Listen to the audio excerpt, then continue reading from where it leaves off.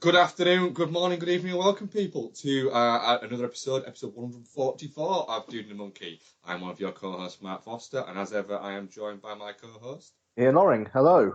And you can see us. Yes, we are trying actual video calling for this. We're going to put it out on the YouTube channel so you can see how much I wave my hands about whilst I'm talking. So yeah, it should be quite a lot of fun. I'm not in my office yet because it's not sorted. I'm in my lovely bedroom. You can see Buddha on the back wall. It's the only room that's not allowed movie posters. Where are you, Ian?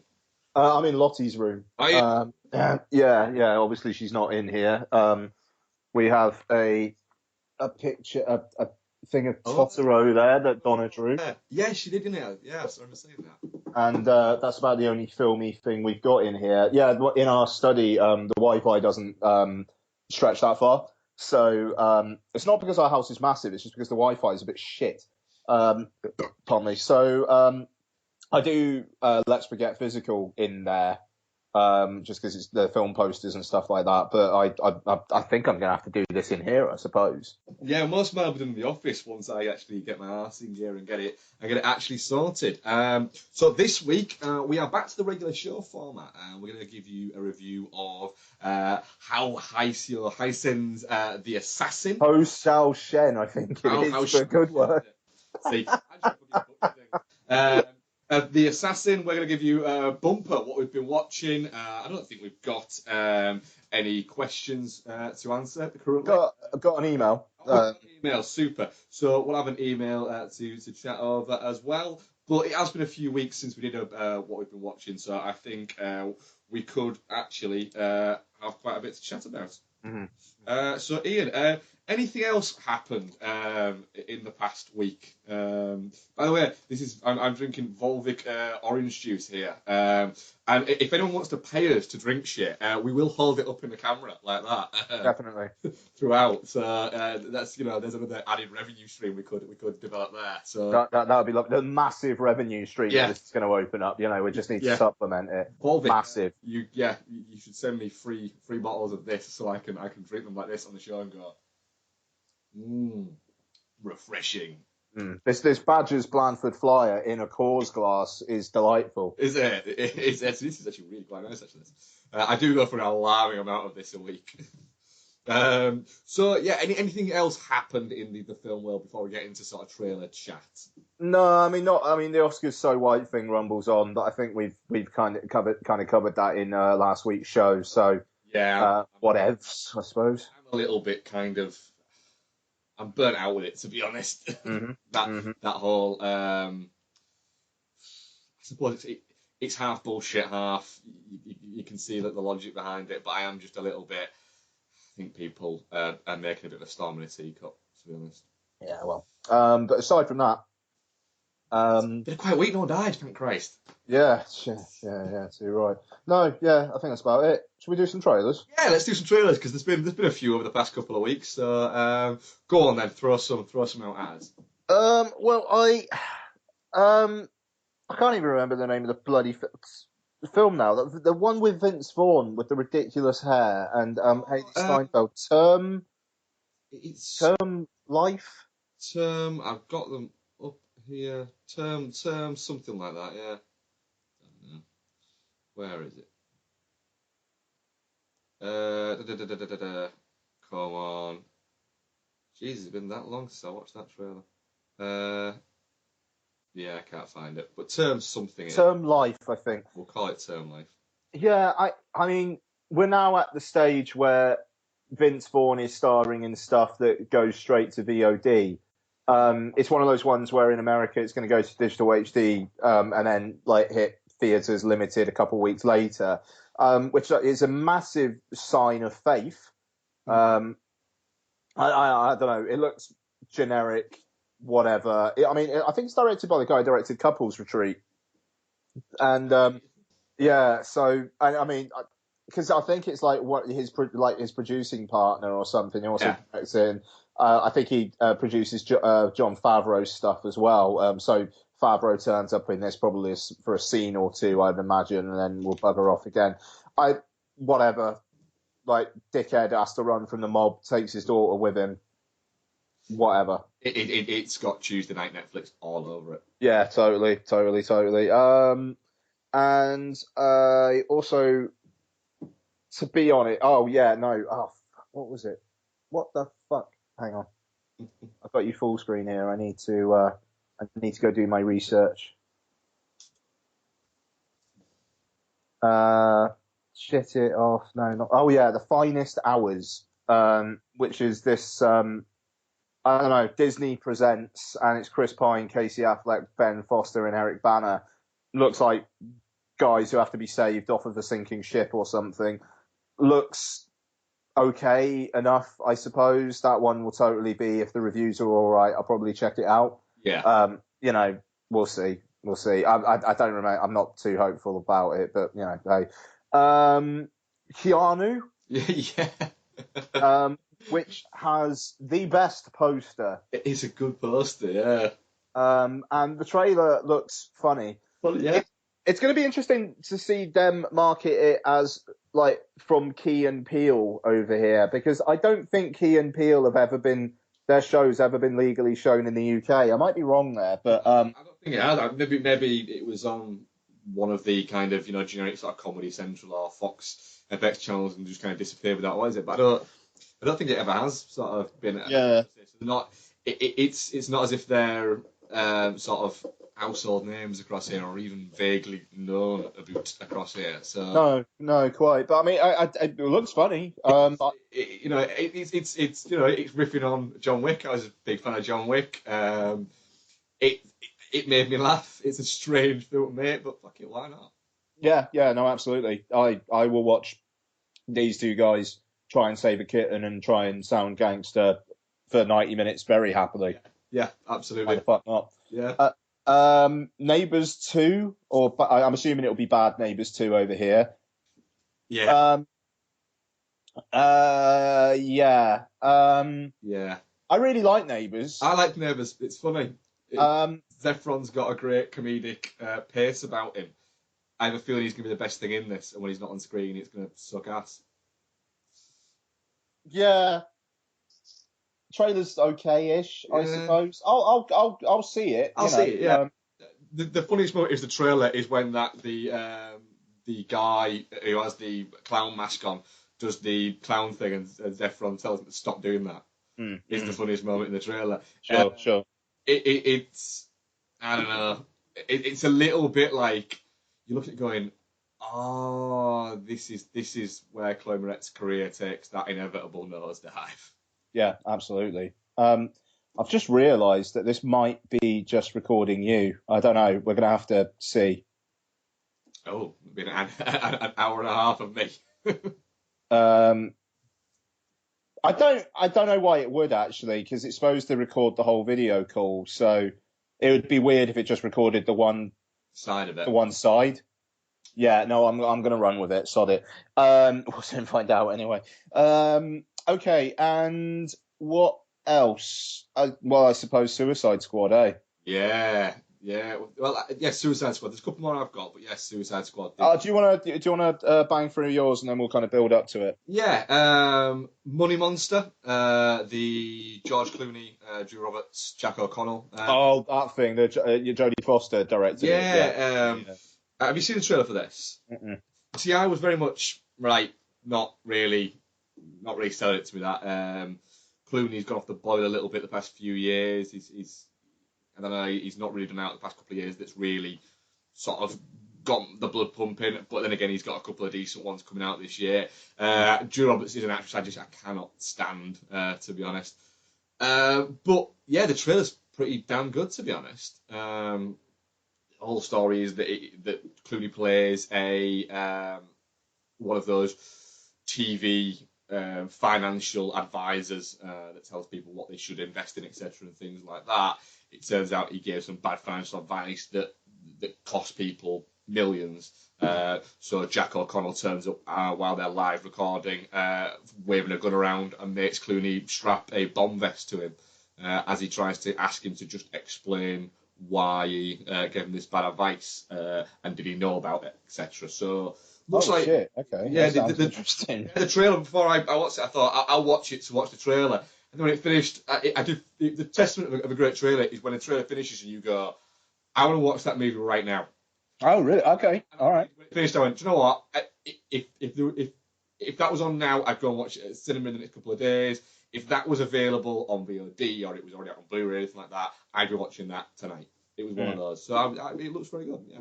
Okay, cool. All right. I've got a feeling that might turn out to be a review some point this year. Then nice. 10 Cloverfield Lane. We didn't chat about that. Shit. Yeah. Okay. Well, it was that. What was that? It was like last week though, wasn't it? Yeah.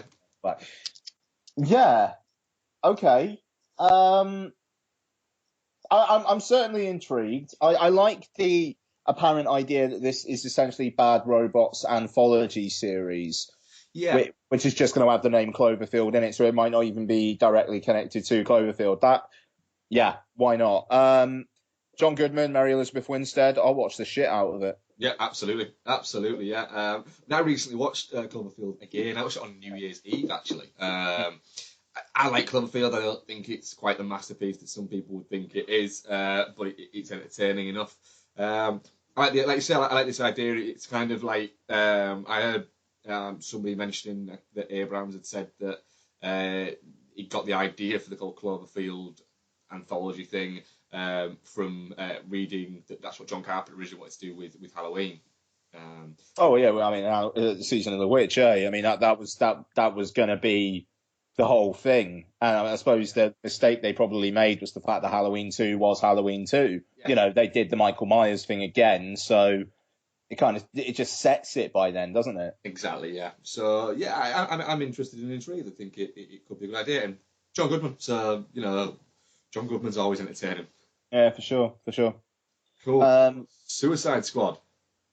Yeah, one of the best cut action trailers in years. It like the confidence that this thing has already is quite something. The one thing you will get always with a David Ayer film is it will be fucking confident. Yeah, no, absolutely, no. Well, yeah, for better or worse, but no, I agree. Yeah, yes, just the cutting, the choice of song is perfect. I know people seem to be up in arms already about the origins of Harley Quinn and how it looks like it's basically the Joker saving her. Let's hold fire and see what happens. I'm very much enjoying what Jared Leto's doing with the Joker in this. The whole thing looks like it's going to overshadow Batman versus Superman, which is crazy considering that's Batman versus Superman. But the marketing for this is doing everything right, apart from the poster has got #Suicide Squad. Have you seen that? No, I've not. Ooh. That seems like that's a thing now because I've seen that with something else, and no. I kind of wonder if they slipped that in, and if Ayer had seen that, he'd been like, no, you're not fucking doing that. No. Yeah. No. It does seem like maybe a bit of a missed step. We'll see that where it goes. No, it looks fantastic. It looks like it's got all the mania you'd expect from a David Ayer directed superhero movie. I'm still a little bit worried about what Leto's doing with the Joker, but it looks. The shot of him lying down. The shot of him lying down with all the knives and whatnot around him, and he's just laughing. Yeah, I'll go on then. Yeah, I like what Jai Courtney's doing. Yeah, who the fuck ever thought anyone would ever say that? I know. Yeah, totally. I agree. He gets out of the duffel bag and just straight away just punches the first guy he sees. Fantastic. He's magnificent, and then to put that in a trailer is brilliant. Let's be honest, it looks like Margot Robbie's going to fucking steal the entire movie, which we all hope she will do because Harley Quinn's a fantastic character. So it's going to be very. All signs currently point to we've got a fucking great, interesting Hollywood sort of actual comic book movie in there. It kind of feels like this fucker is going to own August. They're being very smart with when they're releasing it. It's far enough away from Batman versus Superman where if that film isn't great, it would be about 4 or 5 months away from the stink of it. Yeah. and then you've got this, and this feels, even though it's got the Joker and Harley Quinn in it, it feels like it's enough distance from what Batman versus Superman is doing, where it does still feel like it's an individual thing. But if Batman versus Superman does well, then hey, Batman's going to turn up in this briefly, apparently. That's very well publicized. I don't think that's too much of a spoiler. But apologies if it is. Why don't you write a comment in the comments below if you think it's a spoiler? I've forgotten my point now. I don't know. I like the fact that it looks like he's been given a massive budget, because Aya hasn't really been given a huge budget. He's been a 30 to 60 million yeah. guy. I think the budget on this is about 80 or 100 million. So it's not it's not of the level of something like Batman versus Superman or the Avengers movies, where you're talking about 150, 200 million budget, where you've got to break sort of 400 to 500 million to sort of start making an actual kind of profit. This movie will probably have to make a couple of 100 million to make a profit, and it should do that as long as it doesn't get fucking horrible reviews. It's in the Guardians of the Galaxy slot. It basically has August pretty much to itself in terms of massive tentpole stuff. So yeah, I don't know. I see it doing well. It's interesting looking at this kind of evolution of the superhero movie genre now, where this year you've got Deadpool and Suicide Squad, which are these two very different, very challenging for the genre pieces here. Like they're the bread to the sandwich that are Civil War and Batman versus Superman. And then later in the year, you got Doctor Strange, which even 5 years ago, before the Avengers, you never would have thought that would have worked as a comic book film. So it's interesting seeing what they're doing. And I mean, it looks like Marvel and DC are both up for subverting stuff and twisting stuff. And, we'll see. I'm a lot more confident about DC in the last couple of months than I had been previously. And I mean, did you see any of that Wonder Woman footage that was shown on American TV last week? Yeah, I saw a little bit of it. Like you said, they seem to be getting a little bit more on track recently. It's good, I think, that we've got things like Deadpool and Suicide Squad coming out, because the comic book movies sort of things were starting to get a little bit stale. It needed something to kind of go, look, we don't just have this, we have this as well. And it needed that to kind of to address the balance a little bit, because I'm not a massive comic book fan, but I do enjoy watching them. But I was at the point now where whenever you were seeing that schedule that goes to like 2020 of each comic book movie, and everyone was saying, oh, isn't it a great time we're living in? I was looking at it going, that looks so fucking boring. It looks so boring that I know what, essentially, for the next 5-6 years, what are going to be all the big tentpole movies. So I know he's not going to die. I know he's not going to die. I know he's not going to die. Because he's in a fucking movie there. And I know they're going to try and shoot that guy in that movie, and that guy in that movie, and that guy in that movie, and they'll be in that movie. And you look at it and go, it's going to be a slog more than anything.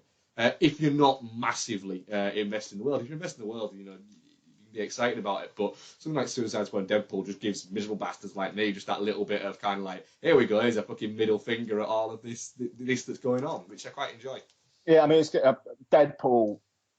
The marketing for that is it's pretty all over the place. Like Donna said to me the other day, mentioned Deadpool, and I mean, in all fairness to her, she's just not really a film fan, not really a comic book movie fan massively. And yet and I was like, how do you, where have you heard from Deadpool from? And she was like, Facebook ads. Yeah. I mean, you've already got him on buses, you've got all these videos. Fox are doing a good job here, and then they are positioning it as an alternative comic book film coming out in February. Yeah. And I've always been really down on its box office chances, because I couldn't help but feel that before the marketing was just preaching to the choir. I'm starting to change my mind on that. I hope I'm right. The Australia Day video was fantastic. It would, when he realizes the hat, he's got a hat on his head, and he's like, It's Reynolds is just rolling with it. He's playing. The great thing is he's playing Deadpool perfectly well as half as him and half as Deadpool. So he's he's catching that juxtaposition really well. And you hope the movie is going to be as good as the marketing's been.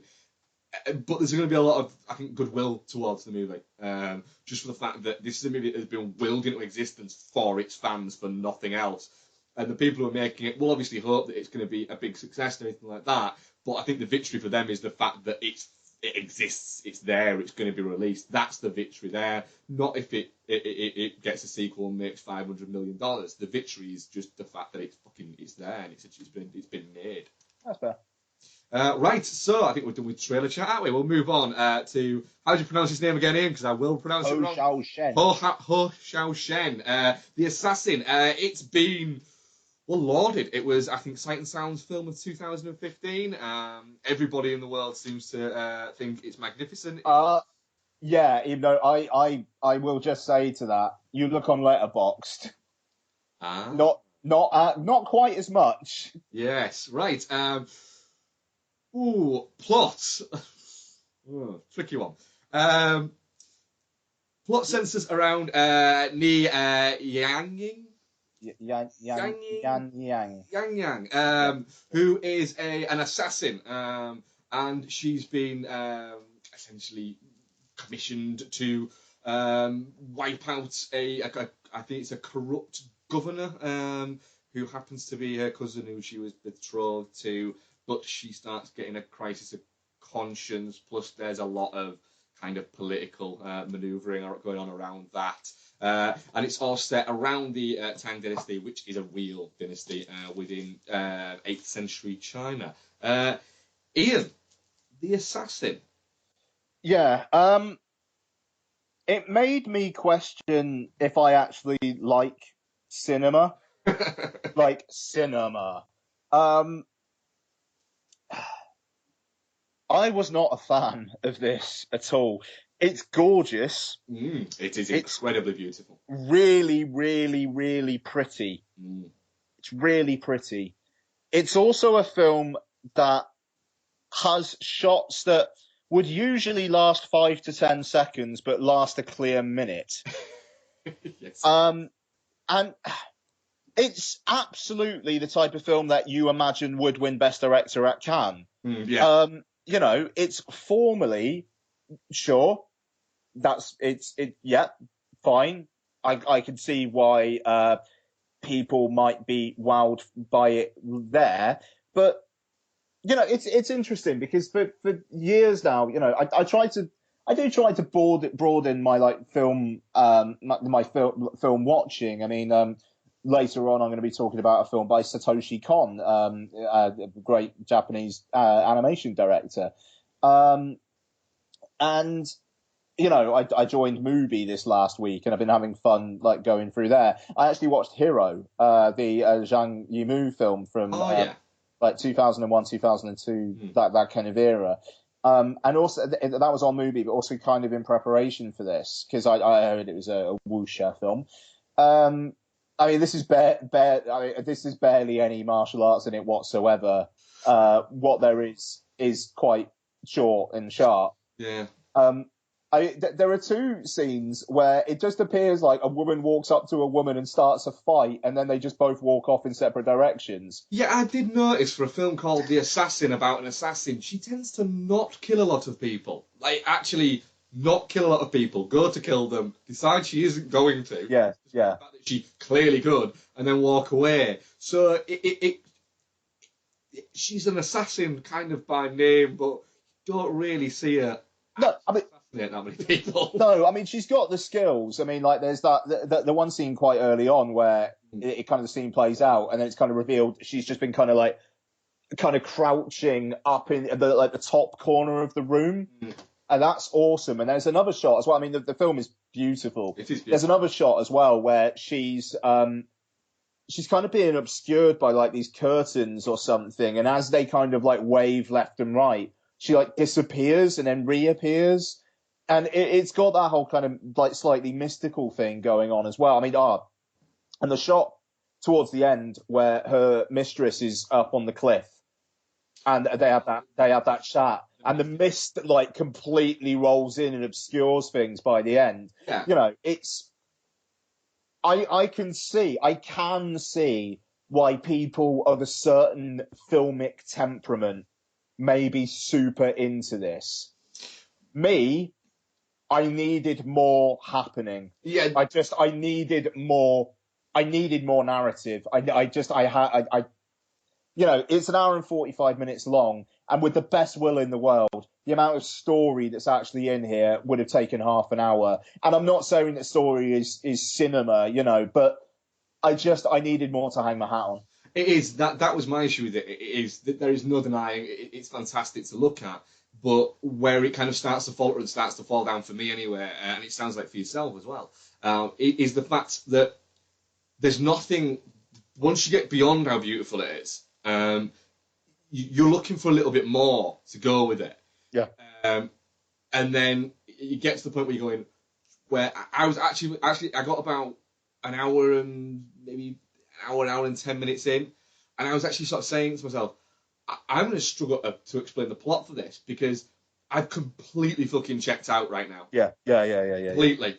So I kind of know what's going on, but I'll be honest, I'm mostly waiting for it to end now, rather than watching it. I'd agree with And I have a rule where if I'm watching something new, I have my phone. If I have my phone near me, if I've got it sort of turned over, etc.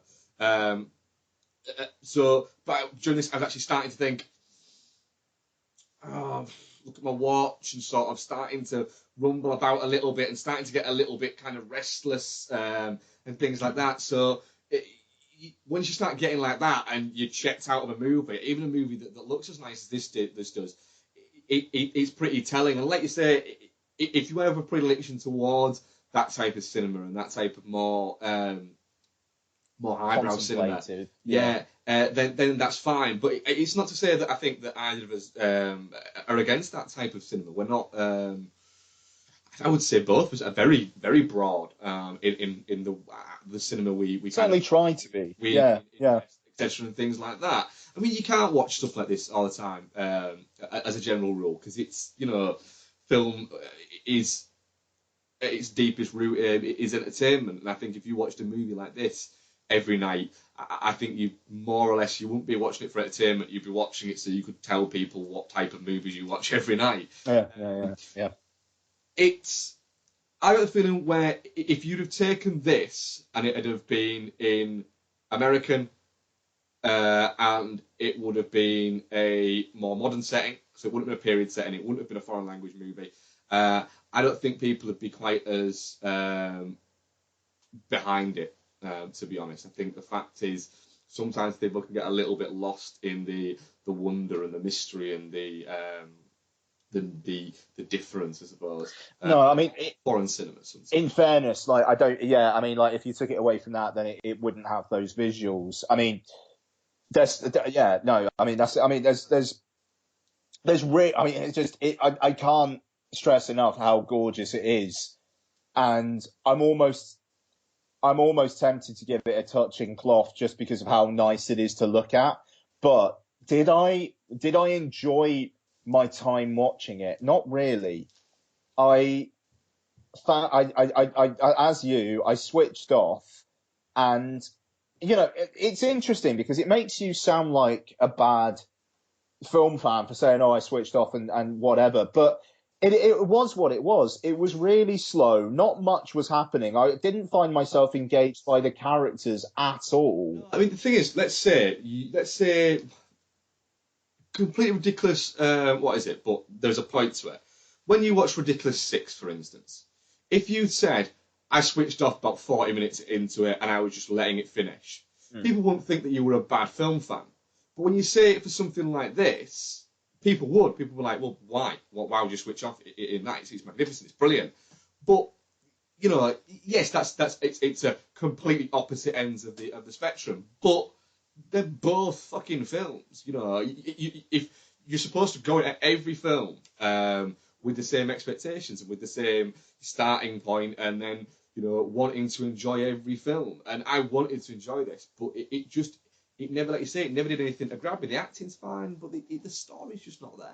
I mean, this is how much Mark wanted to watch it. I WhatsApped him yesterday and just said, if you fancy just doing a big what we watched episode, I'm fine with that, because I'm telling you I didn't like this film. And you were like, no, I want to give it a crack. Yeah. I want to give it a go. So, Because I think part of the reason for that was I knew that if I didn't give it a go for the podcast, being perfectly honest with myself, it'd be one of those that I would constantly be saying, I'm going to give it a go. Yeah, totally. Go. And I won't get to it for like 3 years' time. Yeah. Once everybody had finished fucking saying, it had become that thing where it gets to the point where I'd have been like, shit, well, I'm a little bit intimidated to watch it now because everyone said how amazing it is. Mm. And so it had got to that kind of point, like I got to with Old Boy. It took me years to watch Old Boy.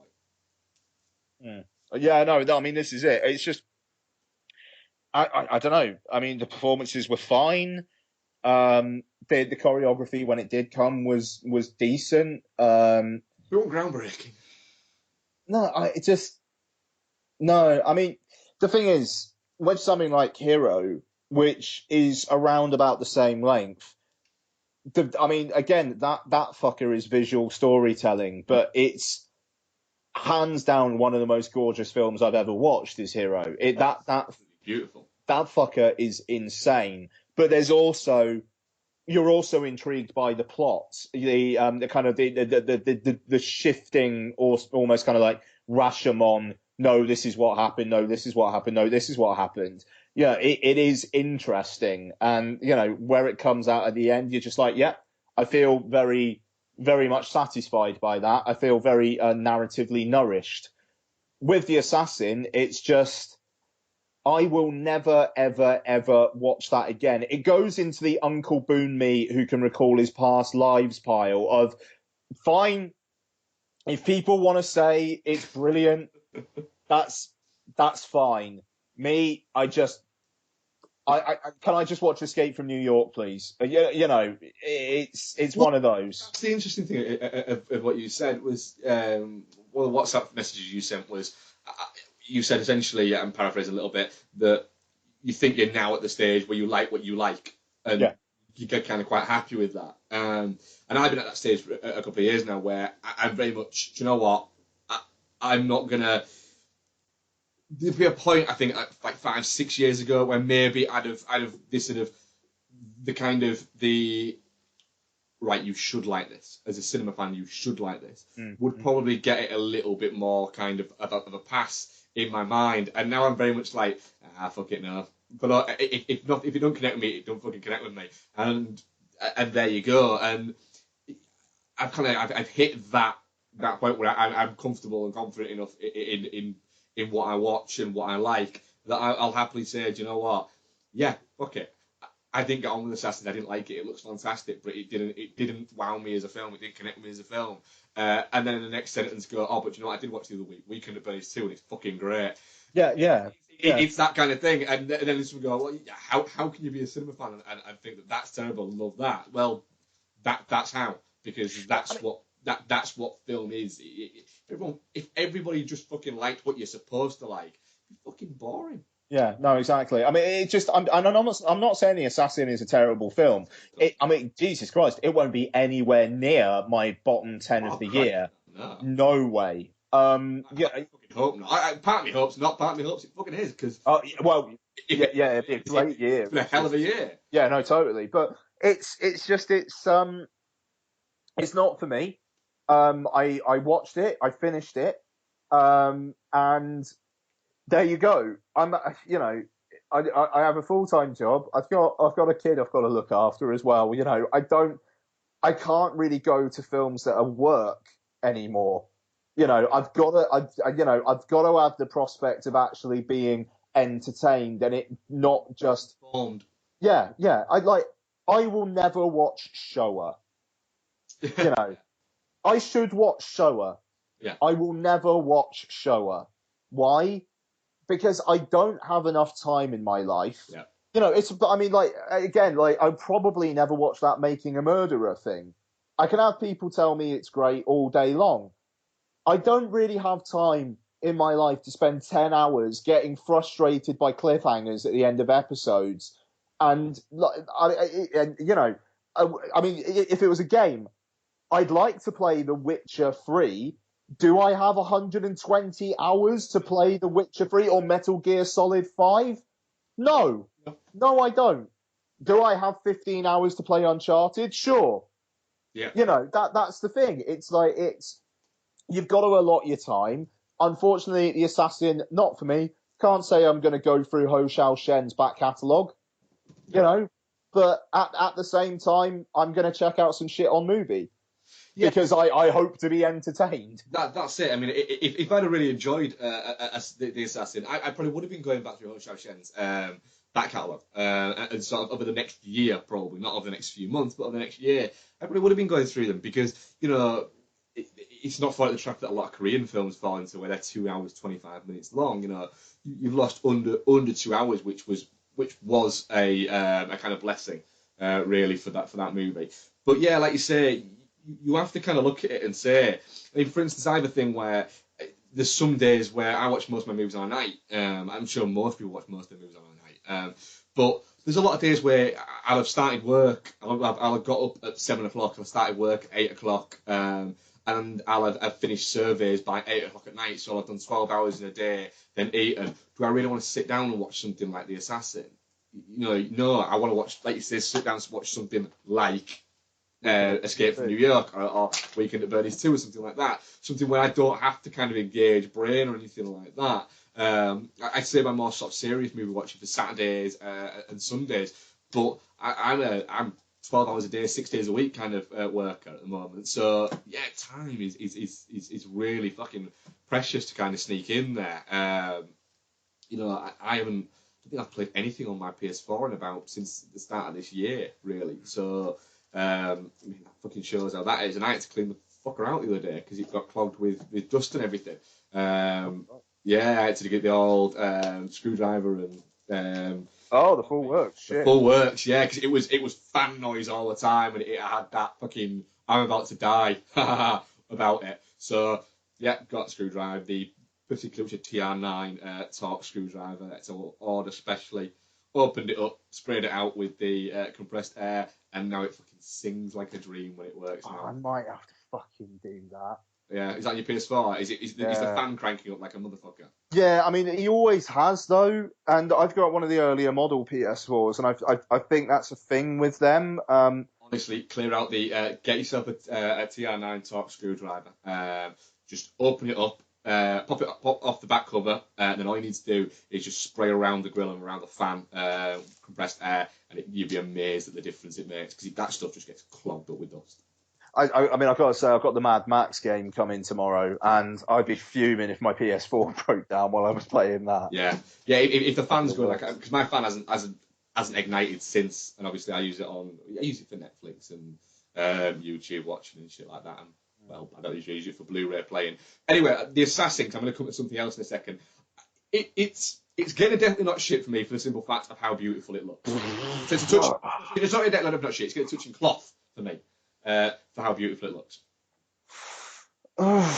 Just I don't want to say it's shit because I don't think it's shit. The thing is, by my absolutely OCD metric, I would give this film a 2 out of 5, and for me, that's definitely shit.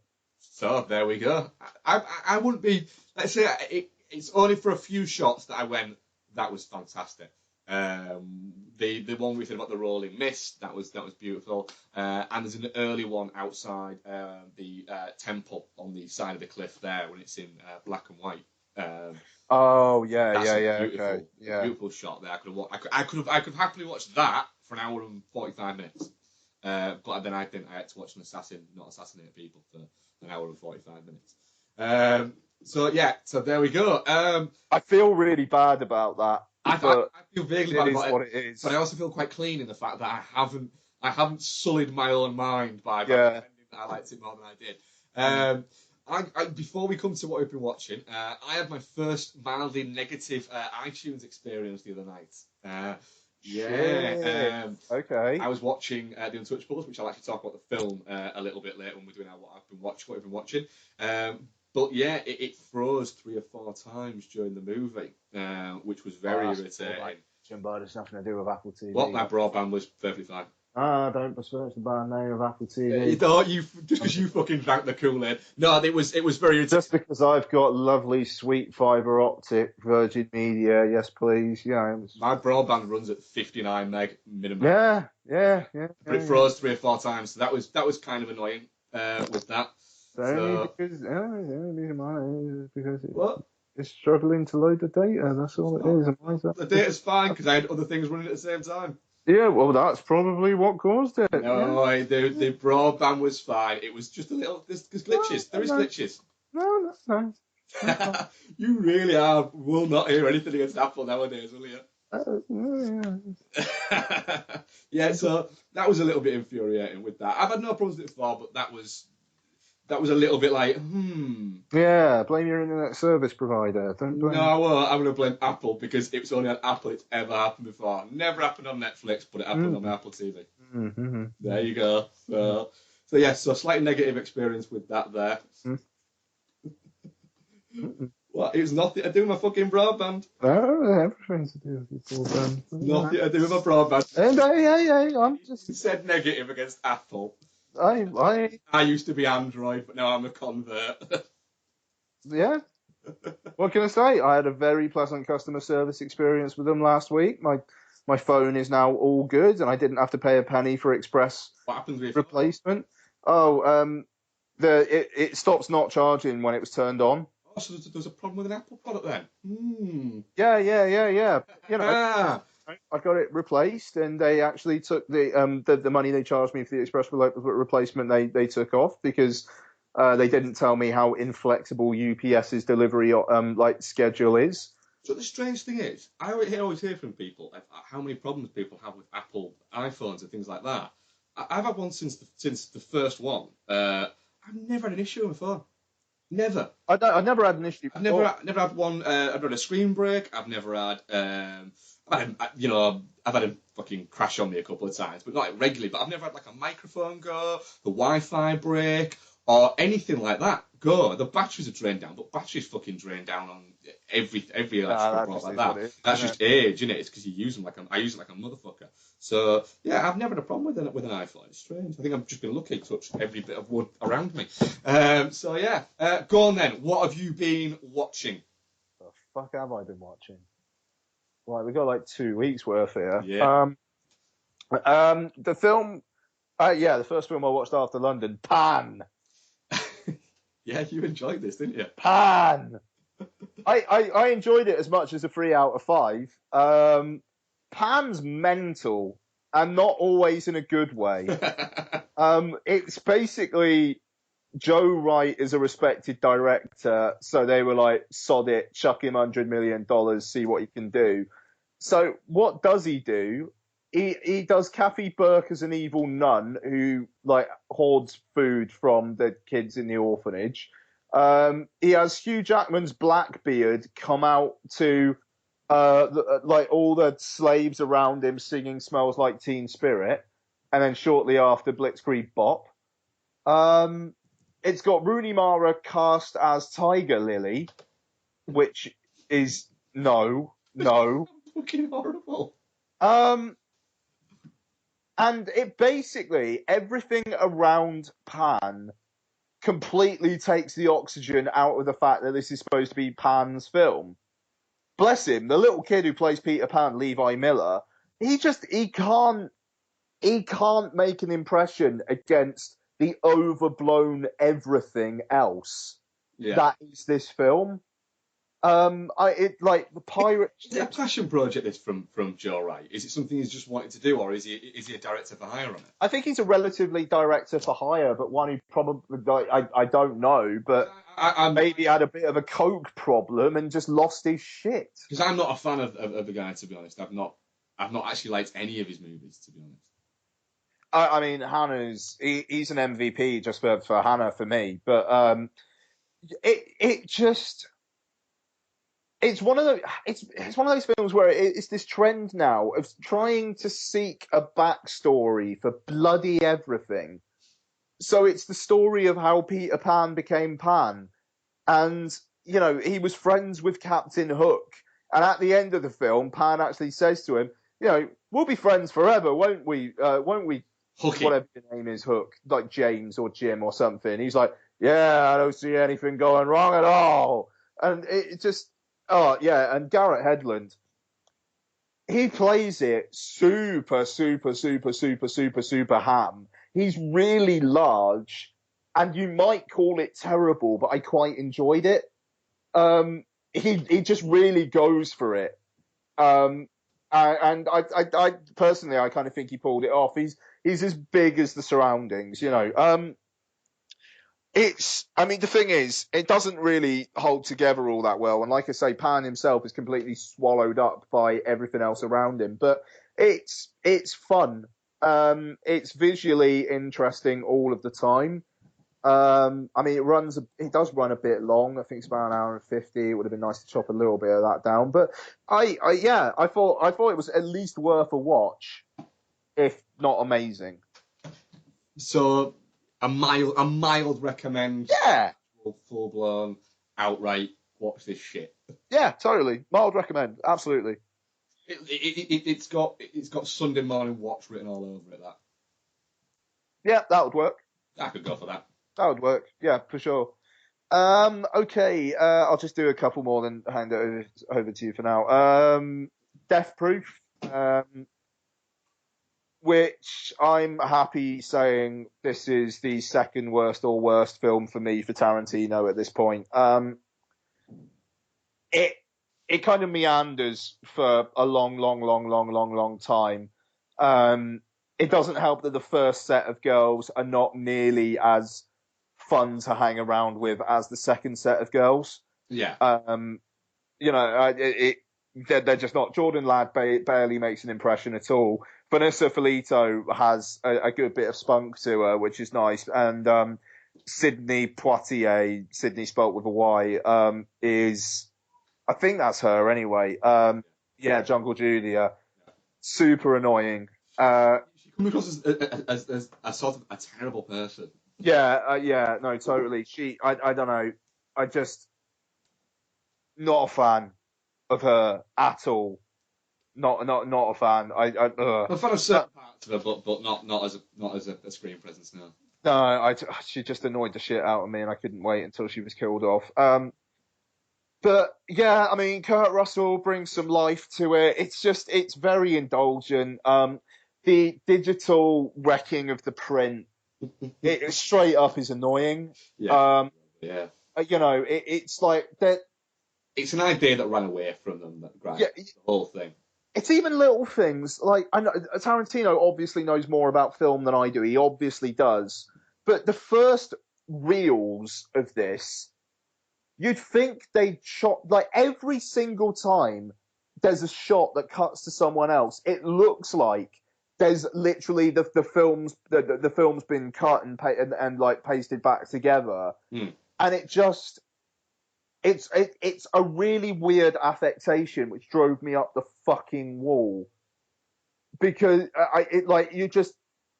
a normal film reel, unless someone had really fucked up a film reel really, really, really badly, and it just so happens at every shot, there's no way that would happen. But I don't know. By the second half of it does pep up. Like I say, the girls are a lot more interesting. The conversations are more interesting. The car chase at the end is a damn solid car chase.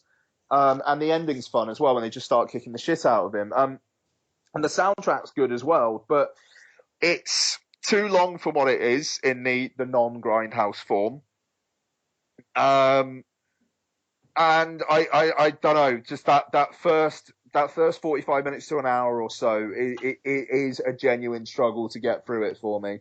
Even with like snippets of the score from Blowout, it's nah. So it'll probably be a long time until I watch Death Proof again. I love Death Proof, but like you say, in Tarantino's canon, it's one of his lesser works, certainly. Yeah, for sure. And I'll briefly mention Love and Mercy, which is I've not the seen this yet. the Brian Wilson biopic with Paul Dano and John Cusack playing him at varying points of his life. It's not wholly successful, but it's very interesting. The sound design's really interesting for putting you in Brian Wilson's head. And Paul Dano is very good. John Cusack not so much. Paul Dano kind of like underdoes what John Cusack overdoes. John Cusack overacting jocker. Yeah, no, I know. But it's decent enough. Paul Giamatti again playing sleazy. Paul Giamatti. Yeah. You know, I mean, Paul Giamatti's not like that, but he has essentially typecast himself a little bit as that. You need a shitty manager who works somehow in the music industry. Get Paul Giamatti. Yeah. Private Parts, Straight Outta Compton, Love and Mercy, do it. Yeah. You know, so yeah. But I mean, it's decent. You know, the one half of the story is better than the other half, but it is definitely worth a watch. That's Love and Mercy. I'll just quickly say Dragon Blade. John Cusack again, building a massive wall with Jackie Chan. Then they fight Adrian Brody. I talk about it in Let's Forget Physical, the first episode, and I actually did a written review for Vodzilla as well. It's not great, but it's fun. That's not a bad endorsement, is it? It's not great, but it's funny. It's a mild recommend. I mean, it's kind of terrible, but it's very watchable. Cool. I've got like 4 on mine. I've not watched as much I've been busy at work, and I wasn't very well, so I couldn't watch anything when I was ill. So I've got a few. Watched Joe Dante's Burying the Ex. Have you seen this? Oh, dude, we haven't been recording the video for the last hour. That's good. I forgot to press record. Did you? Oh, well. Oh, well, just the audio then. Fuck. We'll try that again next week. Yeah, we'll give it a go next week. Yeah. Fuck's sake. Sorry, Mark. No, don't worry about it, man. So Burying the Ex. Have you seen it? No, I haven't. Joe Dante returning. Do you know what? I'm just going to record it. Yeah, sod it. From now? Yeah. Right, cool. We started recording video. Which we've been talking about for the past hour and haven't been doing. Burying the Ex. It comes up on Netflix. I wanted to watch something that was about an hour and a half long. It was 90 minutes long. It had Anton Yelchin in it, Alexander Daddario. And it was 90 minutes. It's Joe Dante, so I thought, fuck it, I'll give it a go. It seems incredibly slight, and it's packed with kind of affectations all the way through it. Anton Yelchin plays a guy called Max, who they live in this small town, and he works in almost like a novelty store that sells like fake blood and vampire masks and things like this. And he's got this idea to open his own store. Ashley Greene plays his slightly neurotic sort of Green Crusader girlfriend, who she wants to sort of make sure that he's not allowed to eat meat, and everything's got to be vegan. He's got to eat all these recyclable things and things like that. And she's constantly on a crusade to go. She's also incredibly jealous of when he talks to anybody else, girls or anything like that. And he ends up deciding he's going to break up with her. But the day he's going to break up with her, and the moment he sort of decides, that's it, I'm going to break up with her, invites her to a public place so he can do it there, she's hit by a bus and dies. So he moves on, ends up starting to form a relationship with Alexander Daddario's character. And guess what? Ashley Greene reappears. She's actually come back from the dead and still thinks they're in a relationship. And he's trying to convince him that she should be allowed to kill him so that they can be together forever. But she's more irritating dead than she was alive. Does she look like a zombie from the off? Yes, she does. Not from the start, but from when she comes back, she gradually starts to look worse and worse and worse. And she's very well aware of the fact that she's dead. She's not like doesn't know that she's dead or anything like that. Oh, right, she knows she's dead. So it's got all that going on with it, and he's trying to work out whether or not he needs to kill her or he needs to break up with her or what. yeah, it's 90 minutes long, and it's surprisingly entertaining, to be honest. It's not an absolute recommend, but it's definitely a mild recommend. I had enough fun with it that I'd maybe in a few years' time maybe stick it on again. To be honest, the three leads are all sort of quite nice to spend sort of time with. But yeah, it's perfectly passable, but does feel like it was made on a budget. I'll say it does Okay. seem it's all very it's quite small scale, which isn't a bad thing. There are little things where you go. For instance, Anton Yelchin's character travels everywhere on a little scooter. I don't mean like what is it like a man-powered scooter thing, and he wears a helmet and things like that, and you just look at him and go, "Oh, you dick." Yeah. Every time he Okay. gets it out, so there's that there. Also, I watched Rob the Mob, which is based on a true story. I remember reading about a few years ago in one of those, you know, Oh, who the fuck those is in this? I've seen. it's Michael Pitt, That's it. Yeah, yeah, yeah, yeah, yeah, yeah. Ray Romano. Um, it's a lot of sort of character actors that you'll recognise and go, oh fucking hell, it's blah from blah, rather than actually knowing the actual person's name. Story is you've got two kids, Tommy and Rosie Hoover, who essentially it's a real life story. They got a little bit obsessed in the early 90s with the Gotti trial. Um, and they heard about during the Gotti trial that there was these mafia social clubs. And what happens in these mafia social clubs is they're there. You can't do business in these social clubs. They are purely there for wise guys to go have a drink, play some cards, and have a chat. You can't discuss business. Business can't be done there. So because of that, you weren't allowed to bring guns in because that's when business and stuff's happening. A few drinks and monsters don't tend to mix very well, which that's how they actually put it across in the film. So they came up with a great idea that they were going to rob these places because no one's got a gun and they're always carrying around a lot of cash. And what are these mob guys going to report it to the police? Of course they fucking aren't. So yeah, so they hit quite a few of these. And one of the ones they hit happened to have the FBI surveilling it. So the FBI then found out about them. And during it, they get hold of essentially a list, which sort of details a mob family from the top to the bottom and has everyone's rank and everything like that. And the FBI then, if they can get hold of this list, they can prove that the mob is an organised crime syndicate, and hence they can use RICO against them. So you've got all of these things kind of flipping around in between it. It's one of those films where it's a strange one because it's a terrible name for a start off. It's called Rob the Mob, and the reason why they call it Rob the Mob is because that is what the New York Times, I think it was, headline was when the original story was written about them. When the character that Ray Romano's playing, the journalist Romano's playing, actually interviewed them in a coffee shop, and which actually happened, which is fucking amazing. Whilst they were in the height of their robbing these places, and they were essentially trying to blackmail the mob with this list, and this ended up. I don't want to give too much away because it gives it away, but then it's a true story, so it's what's spoiler and what's not. But it's an entertaining movie in the sense that it's crazy that all this stuff actually happened.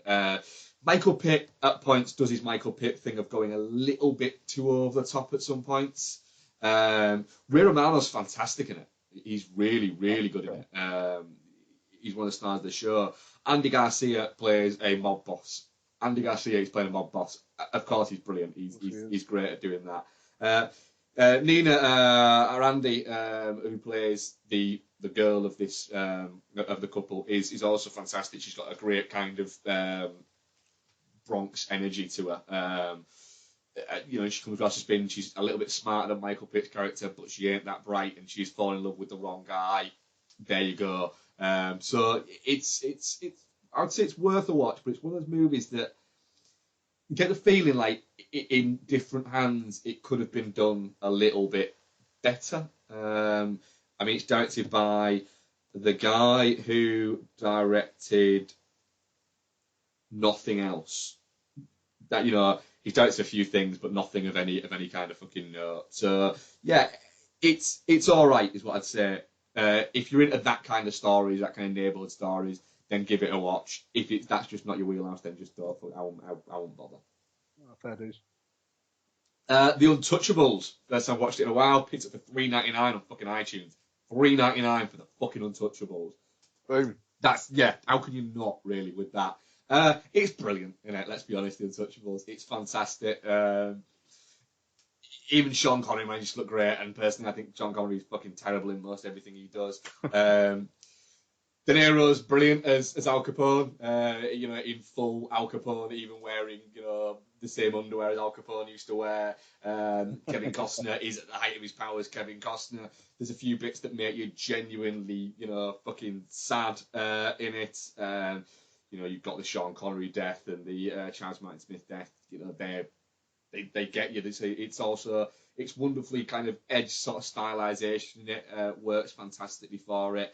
I completely forgot that Patricia Clarkson played. Came across his wife, yeah. Wasn't it the first screen role, I think, as well? I think it was her first screen role, yeah. So it's always nice to see Patricia Clarkson in anything because she's wonderful. And of course, you've got the scene in the train station, which is just glorious. So yeah, Untouchables. You can't really say that much about it, but it is just one of those fantastic, brilliant classic movies. One of the great closing lines, underrated closing lines in a film as well. Doesn't sound great out of context, but in context, it's gold as well. Like, what are you going to do now? I think I'll have a drink. Yeah. It's, yeah. And then the Morricone music kind of wells up, and oh my god, yeah. Yeah, it's a fantastic score as well. I mean, yeah. Magnificent score. And another one I watched is Goosebumps, but we might talk about that if we actually review it in a few weeks' time when it comes. Yeah, I could see us maybe covering that. So yeah. I'm not sure, but I would say it's worth covering. Is what I'll say. Cool. Go on. I'll just finish mine off then. That was it for you. Yeah, that was it. Yeah. Okay, so I watched, funnily enough, talking to David Ayer earlier on, I watched Street Kings because it's popped up on Netflix UK. Fair enough. I don't know. Very derivative. I always felt like I was at least two plot developments ahead of everybody in the film. I mean, Keanu's decent. It's nice to see him playing against type. But I don't know. It was fine. It's got that Ayer-ness to it. Which is why I really liked it. Yeah, which is why you liked it. I kind of figured as much, to be fair. And I like. It's nice to see Cedric the Entertainer in quite an actual serious role, and Common when he turns up, he's nicely threatening. It's it's very well cast. It's just the story it was telling I didn't find compelling in the slightest. But I mean, Forrest Whitaker's decent. I like the fact that he just has a wall full of money. Yeah. That was fun. But yeah. It was what it was. It was fine. I'm not really that bothered by it, to be honest. Tokyo God. Sorry? I'm watching it again very soon now. It's cropped up on Netflix. Like I say, I'm absolutely in with David Ayer. So yeah, it was. I really enjoyed it. Fair enough. It was interesting to see Terry Crews as his partner as well. We've been watching a lot of Brooklyn Nine-Nine recently, so it's kind of weird seeing him pop up. Not nearly as big, but yeah, good. Yeah, I watched Tokyo Godfathers, Satoshi Kon's remake of Three Godfathers, I think it was called. But yeah, so this is awesome. It was on Mubi. It's now gone, but it's basically a homeless drunk, a homeless transvestite, and a homeless young girl find a dumped, abandoned baby. And chaos ensues over Christmas and New Year while they try and find the baby's mother. It's really, really funny and odd, but not in the kind of quirky, I'm going to kill you with quirk kind of way. It's very sincere. You really, really want to see all the lead characters find their place in the world while this is all going on. But it's also got some really nice surreal touches to it as well. I don't know. It was just a film full of kind of like potential joy, but every now and then something happens that just kind of takes the wind out of your sails, and it was lovely. It was really really nice. I'd only watched one of Con's previous films before, Perfect Blue. Oh yeah, yeah. And yeah, that was years ago. And this is a very, very different film from Perfect Blue. But I'm kind of in now. I'm looking forward to watching the rest of his stuff. I know he's now passed away. He was really young as well, if I remember correctly, in his 40s, I think. It's a massive shame. I mean, it's just a film where by the end of it, you just leave it with a really big smile on your face. You've never seen Paprika? I haven't seen Paprika, no. Oh, I started treat. I started watching it and I stopped and I don't know why. I got about 10 minutes in and I was just like, I'm not quite in the mood for this, and I never went back to it. Yeah, Paprika's absolutely stunning. No, I don't doubt it. So Tokyo Godfathers, it's really, really worth a go. I don't know why I watched it yet, actually, because I've been a fan of pretty much everything else he's done, really. I don't know. It's one of those I've just not got to be honest. Yeah, I mean, it's only about 9,500 minutes long as well, so it won't take. Actually, it might be less than 90, but anyway, it won't take. Yeah, actually, I think it's 84. It won't take up too much of your time anyway. It's really worth a go. I think I've only got one more because I talked about Hero earlier on. Again on Mubi, I watched the Nicole Holof-Senna's Friends with Money, which one's this one again? It's Jennifer Aniston. Jennifer Aniston, Catherine Keener. Yes, I've seen this. Yeah. Jason Isaacs, like a bunch of other people, very recognisable cast. Yeah. Not as big a fan of this as Holof-Senna's later film, Please Give, which I really liked actually. But it's still decent. It was in that time where Jennifer Aniston was kind of trying to like eke out a cinematic career for herself, and like you know how she, even though to be fair, she's kind of still doing it now as well, where she'll turn up in like indie dramas, but then Cake and things like that. Yeah, and Life of Crime, and then like we'll just do like Wanderlust or something like that, you know, and it's decent. It's decent. It's basically these women who are like old school friends, and Jennifer Aniston plays one who she's kind of obsessed with this married guy, but she's trying to date as well. So she starts dating Scott Kahn, but he's a dick, isn't he? Yeah, but he's a real dickhead. Isn't he like a dog sitter or something like that? No, he's weird thing in there. He's a personal trainer, and he starts helping Jennifer Aniston out because she's like a maid and she like cleans houses.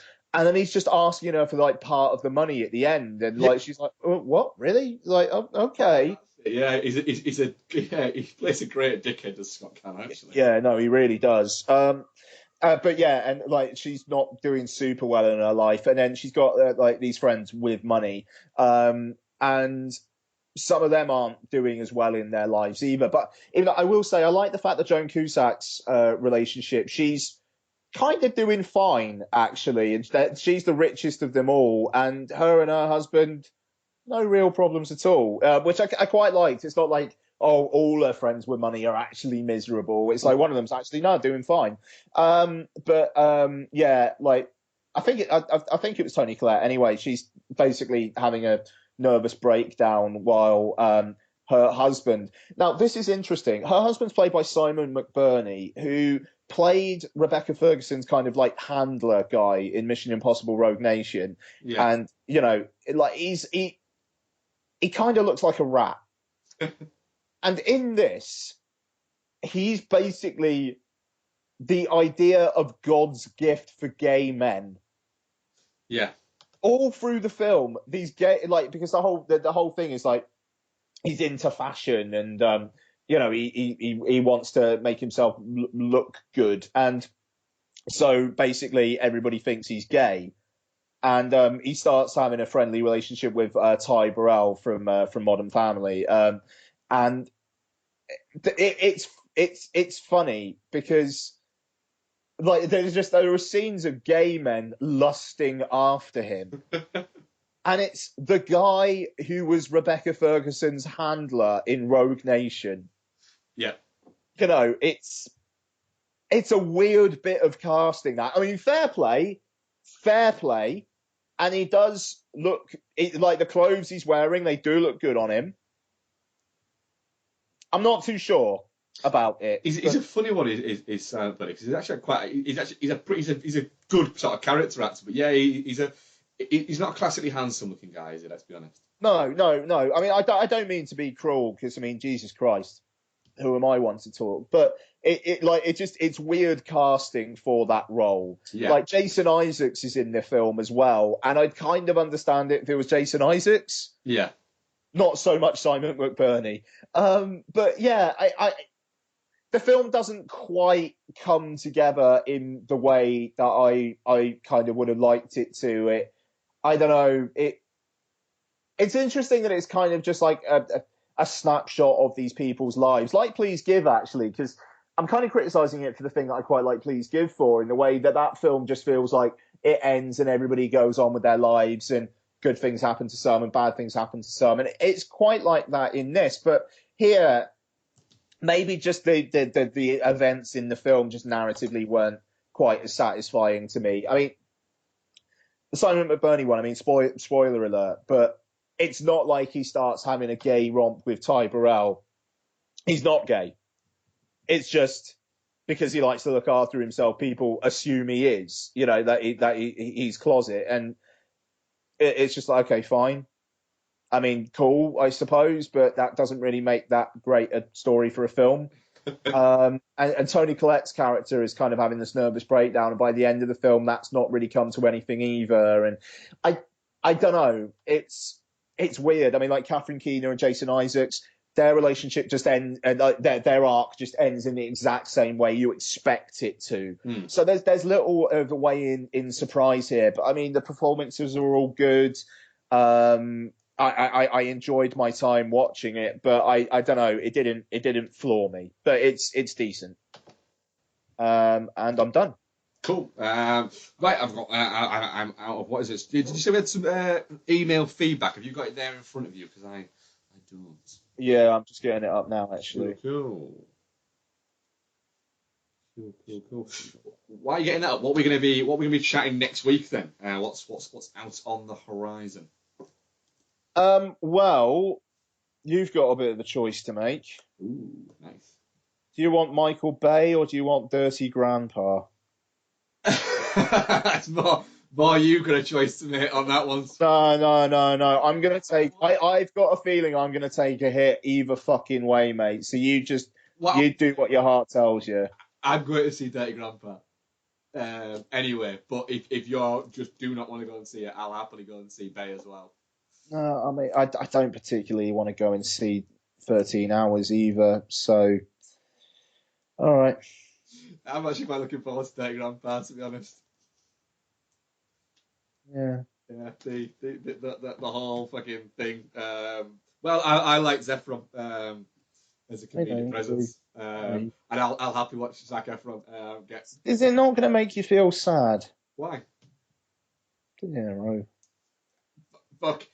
That fucking ship has already sailed a fucking long time ago.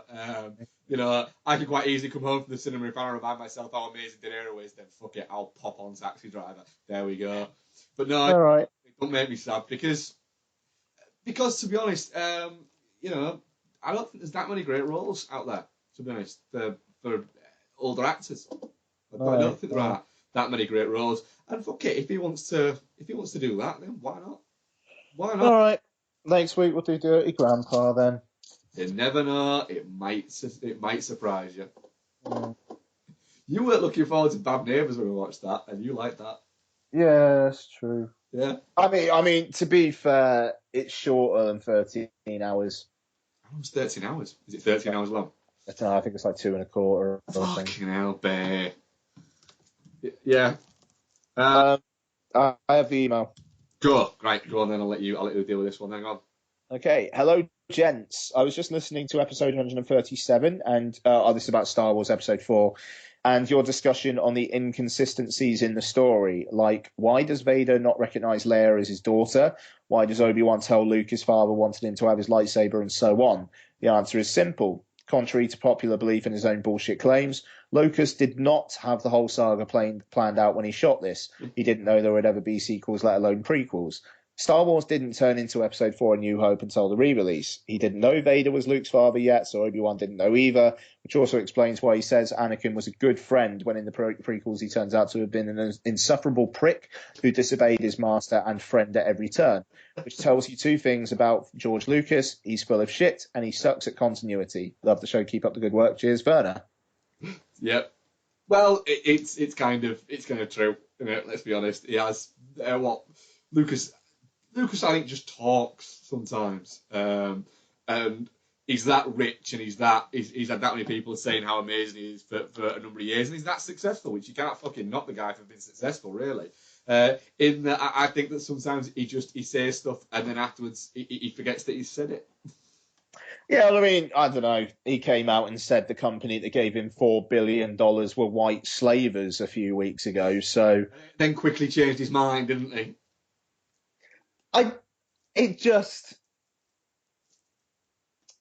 It's George Lucas saying that. Yeah. You know, it's like, George, just don't do interviews anymore, bud. You know, like you did Star Wars. You've got your $4 billion. Maybe just retire from public life now. Just, you know, it's fine. Yeah, it is a little bit. I think he does seem a little bit bitter in the fact that they've managed to make an incredibly successful movie out of something that he kind of started, and he seems a little bit. I wish I could have done that. Yeah, I mean, in the end of the day, if he wanted to do episode 7, he should have fucking done it by now. You know, Fox would have stumped up money and whatnot, and he wasn't going to bloody do it, you know. And they chucked his suggestions for a story out, and you know what? Fair enough. He did the prequels. I like it. Just, you know, because you got this, like, wasn't there some bullshit petition like demanding George Lucas come back as a creative force? Yeah. And it's just like, why?